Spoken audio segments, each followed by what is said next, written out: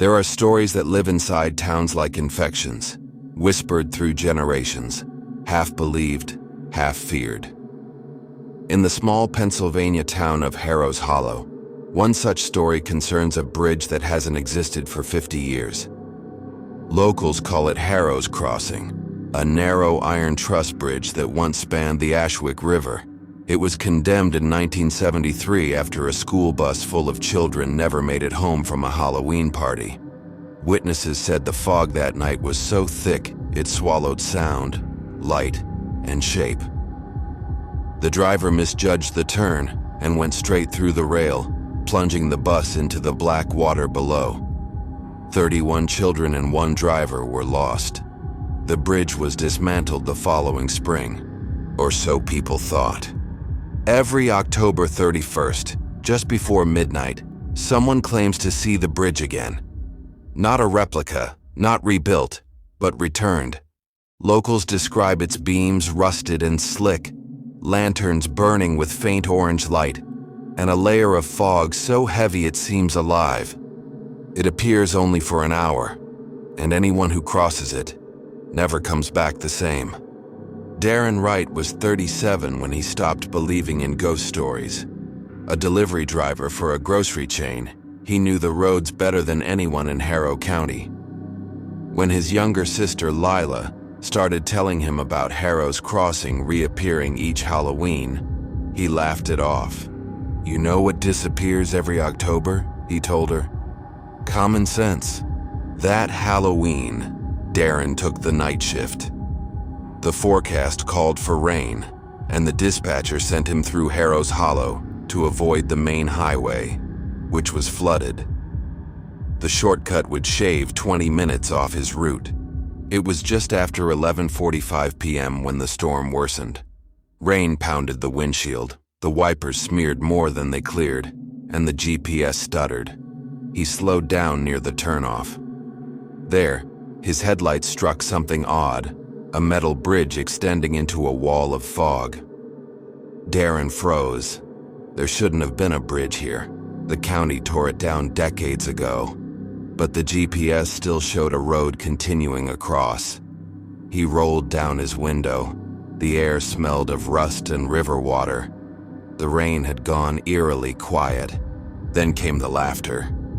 It started faintly, like wind chimes, high-pitched, playful, children's laughter. He leaned out his window, scanning the fog.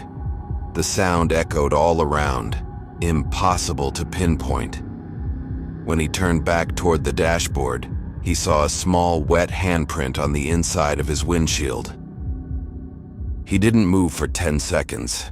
Then the truck shuddered, something heavy brushing against its rear bumper.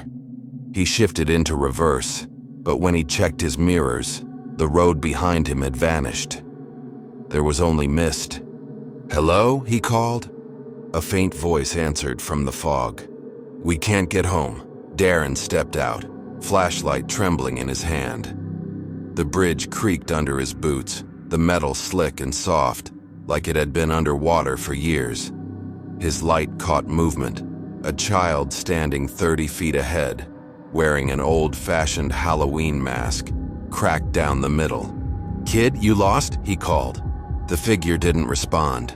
Behind it, more shadows gathered, small, hunched, dozens of them watching in silence. The fog around them pulsed like breathing.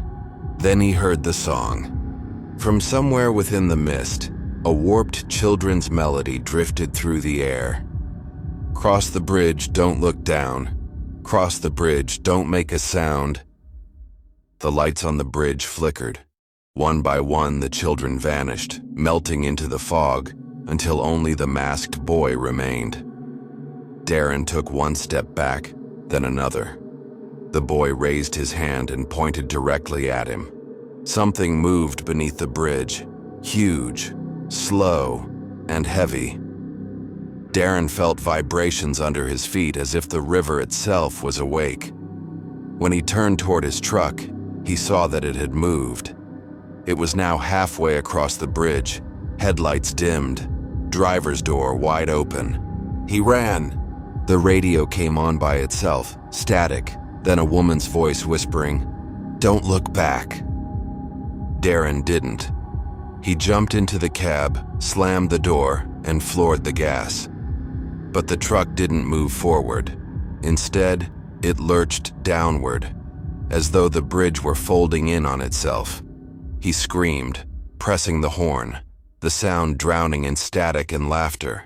The next morning, Harrow's Hollow Sheriff's deputies found Darren's truck in the middle of the dry riverbed. The bridge was gone. The vehicle was intact, doors locked, headlights still faintly glowing. The interior, however, was covered in wet footprints, child-sized, and dozens of candy wrappers stuck to the glass. Darren was never found. Every year since, someone new reports seeing headlights vanish into the fog at Harrow's Hollow. The town finally sealed the road, but on Halloween nights, people still gathered near the barricades, waiting. Around midnight, the air grows cold, the fog thickens, and faint children's laughter echoes from somewhere far beyond the trees.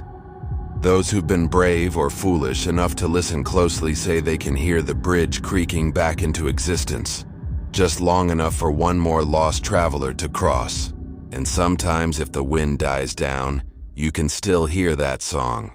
Cross the bridge, don't look down. Cross the bridge, don't make a sound.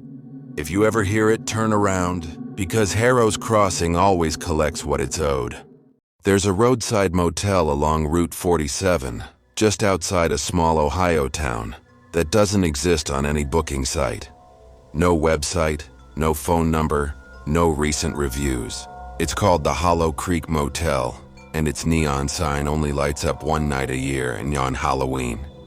Truckers say they sometimes see its red vacancy sign flicker through the fog around midnight, even though the building's been condemned for years. The county records listed as destroyed in a fire back in 1982. But every Halloween night, that glowing red sign comes back on, humming faintly in the dark. Marcus Delaney was a traveling salesman who lived on the road more than at home. He was used to odd motels, flickering lights, stains on the carpet, the usual cheap hospitality. On October 31st, 2021, he was driving through heavy rain when his phone lost signal. The GPS froze on a blank screen, and every exit sign he passed said, "Next services, 40 miles." That's when he saw it, a neon red sign glowing faintly through the fog. "Hollow Creek Motel, vacancy." He slowed down, tires hissing on wet asphalt. The building looked old but strangely well kept. The paint peeled, but the windows were clean. A faint orange light flickered from one of the rooms. Marcus parked, grabbed his briefcase, and stepped into the drizzle. The air was cold, unnaturally cold. The office bell chimed as he entered, though the place looked empty. The front desk was covered in dust, but the guest book looked brand new. One key hung from the rack. Room 103. A note lay beside it, written in neat cursive. "Cash only. Leave payment in the box. Room 103 is ready." Marcus hesitated, but figured he'd stumbled on one of those old-school places where you pay in the morning. He grabbed the key, left a $20 bill in the box, and headed to his room. Room 103 smelled faintly of smoke, like burnt wood covered by cheap perfume. The TV was on, playing static, but the remote didn't work. The bed was made, the sheets crisp, too crisp, like hospital linen. As he unpacked, Marcus noticed something odd. The clock on the nightstand was stuck at 12:03 a.m., the exact time he'd entered the motel parking lot. He tapped it. It didn't move. Then the phone rang. He froze. There was no signal outside, so how could a motel with no staff have a working phone? He picked up. A woman's voice whispered on the other end, "Please, get out. Don't let him see you in the mirror." The line went dead. Marcus turned toward the mirror above the dresser. It was fogged over, like someone had just breathed on it. When he wiped the glass, he saw his reflection. And behind him, the outline of another figure standing in the bathroom doorway. He spun around, but nothing there. The bathroom was dark. He switched on the light, hard hammering. The shower curtain swayed gently, though there was no draft. That's when he saw it. Wet footprints on the tile floor, leading out of the shower and stopping at the doorway. He backed into the bedroom, grabbed his keys, and bolted for the door. But when he opened it, he wasn't looking at the motel parking lot anymore. Instead, the hallway stretched endlessly in both directions, lined with identical room 103 doors. Every single door had the same brass number. Every single door had faint smoke curling out from underneath. Marcus ran down the corridor, pounding on doors, shouting for help. From behind one of them, he heard a man's voice laughing, low and wet, like it came through water. "Checking out so soon?" it said. He ran faster, but the hallway looped back on itself. The same sign hung above him again. Room 103, this way. When he finally burst through a door, gasping for air, he found himself back inside the same room. His suitcase on the bed, the TV buzzing. But now, on the screen, he could see himself standing in the room. Live. From a camera angle somewhere in the ceiling corner, he looked up. There was no camera, just a small blackened hole. The phone rang again. He didn't answer this time. Instead, he threw the door open and ran outside. And finally, the world looked normal again. The neon sign flickered. Rain fell hard. The night was silent. He sprinted to his car and sped off, heart racing. When police found the motel the next morning, it was just a burned-out shell. No neon sign, no doors, no room 103. Marcus's car, however, was found abandoned 5 miles down the road. The engine was running. His suitcase was in the back seat. On the passenger seat lay a motel room key, brass, tarnished, burned black, engraved with the number 103. And on his dashboard camera, the last frame showed something that investigators still can't explain. Marcus's reflection in the rearview mirror. Except he was sitting perfectly still, even as the camera recorded him getting out of the car. To this day, truckers still claim that when the fog rolls over Route 47, the red neon sign of the Hollow Creek Motel flickers back to life for a few seconds. And if you look closely at the front office window, you'll see a single key hanging on the rack. Room 103. It's always waiting. Every town has its Halloween tradition. In Brenton, Kansas, that tradition was the Hollis family corn maze, an endless labyrinth carved into 30 acres of farmland. Families came from miles away to get lost, to laugh, to scream, and to find their way out under the orange glow of harvest lights. But after Halloween night 1998, no one went back. Because 5 people entered that maze and only 4 came out. It was a crisp October evening, the kind that smells like bonfires and rain. The maze had been open for 2 weeks already, but Halloween was its grand finale, when they turned off most of the lights and called it the Midnight Challenge. You had to make it through the maze in complete darkness, guided only by the moon and a single glow stick given at the entrance. If you made it to the exit before 1 a.m., you got free tickets for next year. For teenagers like Logan, April, and Derek, it was tradition. They'd done it every year since middle school. But this Halloween felt different, colder, quieter, like the field itself was listening. At the entrance booth, the old owner, Mr. Hollis, handed them their glow sticks. "Stick to the path," he said. "If you hear the bell, stop where you are." April asked, "What bell?" He didn't answer, just looked at them like he regretted letting them in. The maze was taller than ever that year, stalks towering above their heads, rustling in the wind. Within minutes, they couldn't see the lights of the farmhouse anymore, just endless corridors of dry corn and dirt. They laughed, they shouted to scare each other, they joked about ghosts. But soon, they started hearing something else. Footsteps, not theirs. Every time they stopped, the sound stopped. Every time they moved, it followed. At first, Derek thought it was one of the workers in costume. Maybe the guy in the scarecrow mask they saw at the gate. But the scarecrow was supposed to stay near the entrance. Then the bell rang, a slow, distant clang, clang, clang, echoing through the field. "Guess that's the curfew," Logan said, trying to sound casual, but his voice trembled. April raised her glow stick, Mott, and froze. The light reflected off something in the rows ahead. A mask, burlap, stitched with black thread, eyes hollow, mouth grinning. "Hey, nice costume," Derek called. The figure didn't move. Then in one slow step, it tilted its head, the exact way a crow studies roadkill. April screamed and the light went out. The next few minutes were chaos. They ran through the maze blindly, crashing through walls of corn, cutting themselves on broken stalks. They screamed for the exit, for help, for light. But the only answer was rustling, hundreds of whispers in the dark. When Logan finally stumbled into a clearing, he thought they were safe. April was behind him, gasping, her hands shaking. But Derek was gone. "Where's Derek?" she panted.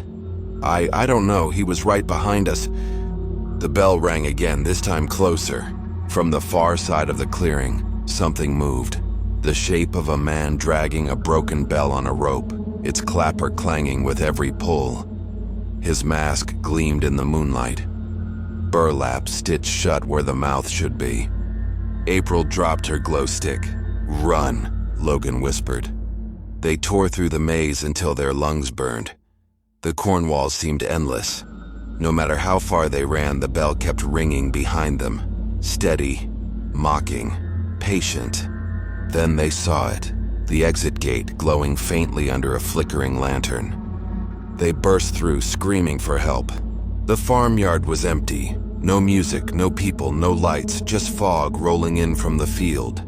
Mr. Hollis's truck was gone. The ticket booth was dark. Even the pumpkins on the porch were rotted and black. April sobbed, clutching Logan's arm. "Where is everyone?" Then from behind them came the sound of dragging metal. Clang! Clang! Clang! They turned. At the maze entrance, the scarecrow was standing again. But now its head moved. Slowly, it raised one arm, pointing at them. And then, from behind it, another figure stepped out. Then another. Dozens. All wearing masks. All holding ropes. Each one dragging a small metal bell. When police arrived the next morning, they found the maze completely empty. Every path had been trampled flat, like 1,000 people had run through it during the night. No one ever found Logan, April, or Derek. The Hollis family left town within a week. The farm has been abandoned ever since.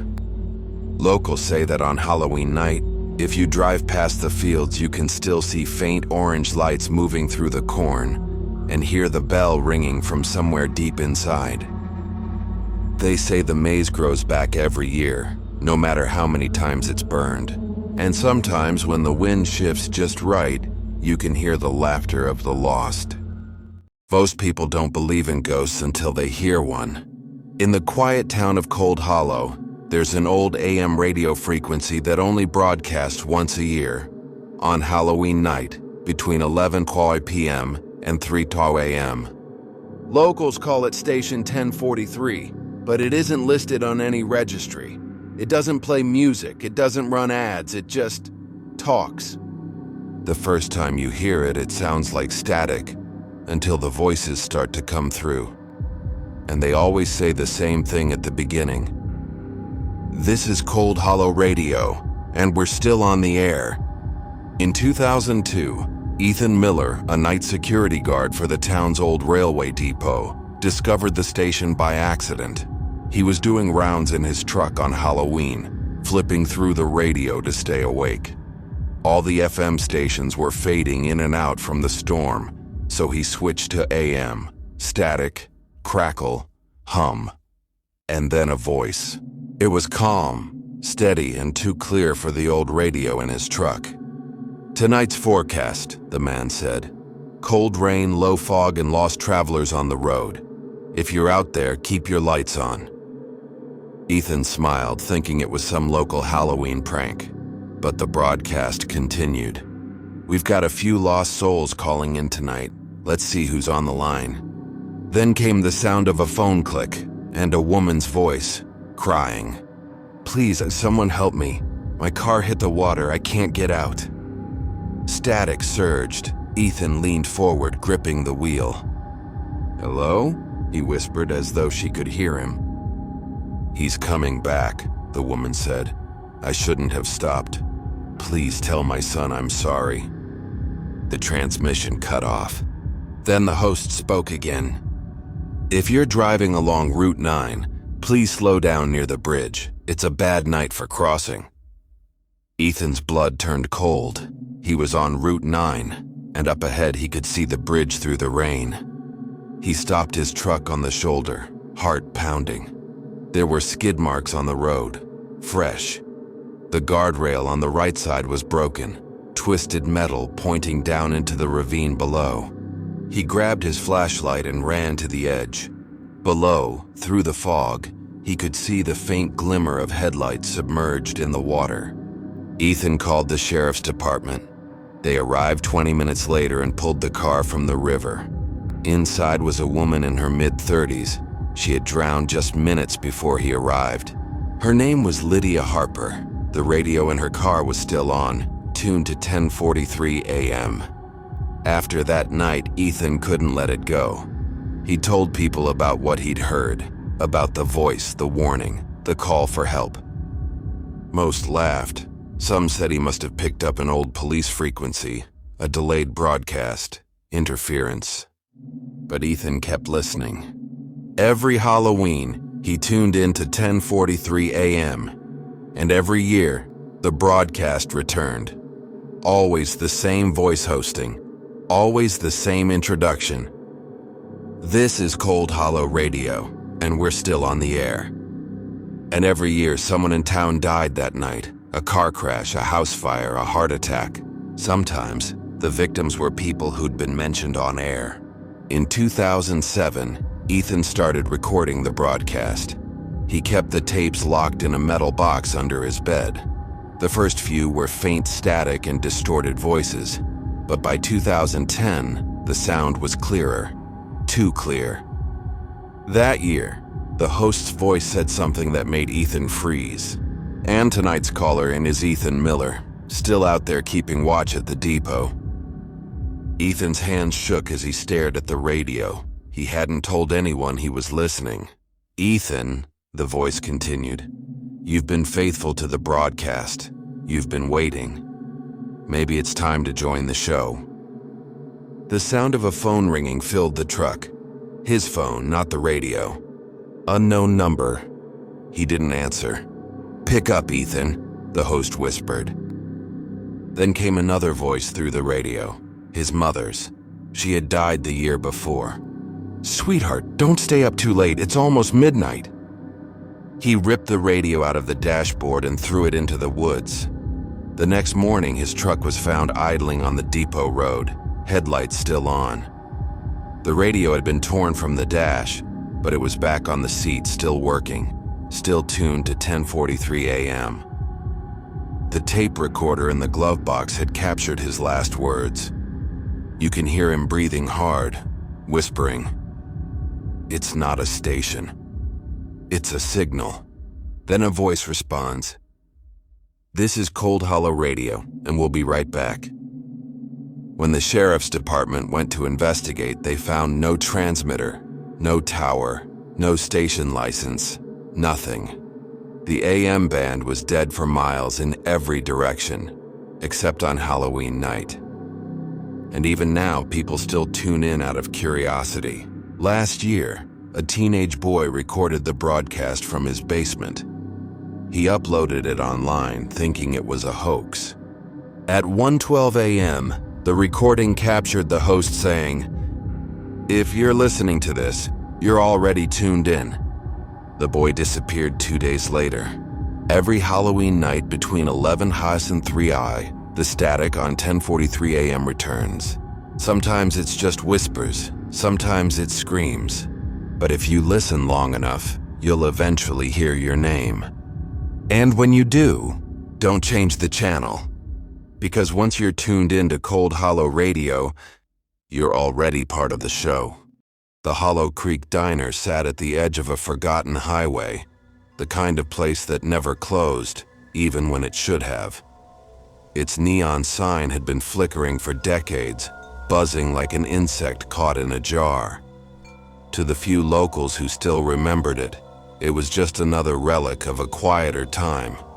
But to truckers who passed through after midnight, it was something else. A rumor, a test of courage. Because everyone knew, if you stopped there on Halloween night, you'd never be alone. Mara Jensen was the only waitress still working the overnight shift. She was 32, tired, and half ready to quit. The diner hadn't had a real customer in years, just the occasional trucker or drifter passing through. Halloween was always her least favorite shift. The lights flickered more than usual. The coffee machine made odd groans. And around midnight, the air turned colder, like the heat was being sucked out of the room. That year, 2023, was worse. The radio on the counter kept losing signal, replaced by faint whispers that almost sounded like laughter. She tried turning it off 3 times. Each time, it turned itself back on. The clock above the door read 11:59 p.m. when she heard the bell over the entrance chime. A man in a dark gray coat stepped in, rain dripping from his hat. His face was pale, his eyes sunken, but his smile was polite. He slid into a booth by the window. Mara grabbed her pad and walked over. "Coffee?" she asked. He nodded. "Black, and whatever's hot." She poured him a cup and turned to head back to the counter.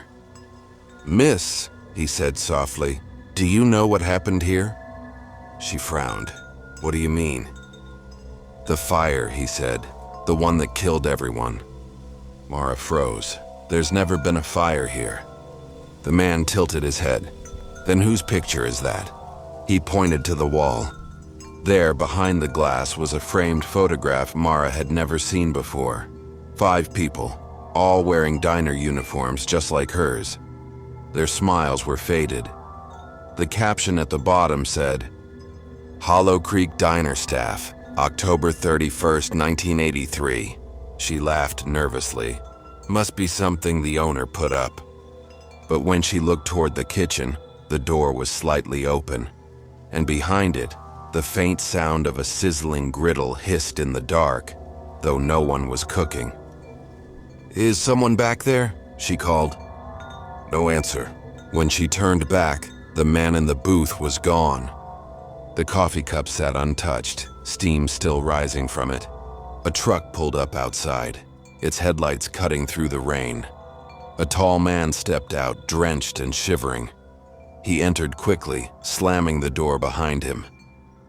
"Hey, you open?" he asked, brushing water from his jacket. Mara forced a smile. "Yeah, we're open. Take any seat." He sat down and started talking about the fog, the empty roads, the weird old bridge he'd crossed to get here. She listened politely, grateful for company. Then he paused. "You got someone else working tonight?" "No, just me." He frowned. "Thought I saw a guy in a gray coat sitting by the window." Her stomach dropped. "You did?" "Yeah," he said slowly. "But he went out just as I came in. Looked like he was staring at the woods." The diner went quiet. Outside, the fog thickened until the world vanished beyond the glass. Mara refilled his coffee, hands trembling slightly. Then she noticed something strange. The clock above the door hadn't moved since she'd served the first customer. It still read 12:03 a.m. The trucker noticed it too. "That clock broken?" I think so." He laughed nervously. "Weird. My watch stopped too." They both looked out the window. Through the fog, faint figures were moving, slow, unsteady shapes drifting toward the diner. At first, Mara thought it was the fog playing tricks. Then, she saw the truth. They were people, dozens of them. Their clothes burned, their faces blackened, their eyes glowing faint orange. The trucker stood up, backing away from the glass. "What the hell?" One of the figures pressed its hand against the window. The glass frosted instantly. Letters appeared on the surface, written in fog from the other side. "Still open?" The lights flickered, the air filled with smoke that smelled of burned coffee and hair. The man in the gray coat was standing at the counter now. Mara hadn't seen him come in. His face was blank, his voice calm. "You should have left when you had the chance." She stumbled backward, grabbing the trucker's arm. "We have to go." They ran for the door, but when she pulled it open, there was no parking lot outside, only darkness. The truck, the road, the trees, gone. Just blackness stretching forever and the faint sound of a diner bell ringing in the distance. The man in the coat walked toward them slowly, his eyes reflecting firelight. Behind him, the kitchen door burst open, flames spilling out like a wave. The photograph on the wall blackened and curled in the heat. The faces of the 5 workers faded one by one. Mara screamed as the heat rose, the air filled with static, and the radio on the counter came to life again. "Good evening," said the familiar voice from Cold Hollow Radio. "Tonight's last caller is checking out of Hollow Creek Diner. Let's thank her for staying with us." The next morning, Highway Patrol found a burned-out foundation where the diner once stood. No sign of fire trucks, no scorch marks on the surrounding grass. Just a coffee cup, still warm, sitting in the ashes. Inside it was a single brass key, engraved with the number 103. Some nights, truckers say the neon sign still flickers faintly in the fog, and the smell of bacon and burnt coffee drifts across the road. If you follow it and pull in, you'll see lights through the window and a waitress wiping down the counter. She'll smile and ask, "Coffee?" And if you're foolish enough to sit down, you'll never see the sun rise again. You've just crossed the boundary between reality and the unknown. If you felt the fear tonight, make sure to subscribe before you leave, because on this channel every story is just the beginning. New nightmares arrive every few nights, each one darker than the last. Until then, keep your lights low, your doors locked, and your mind open. You are now part of the FearBound family.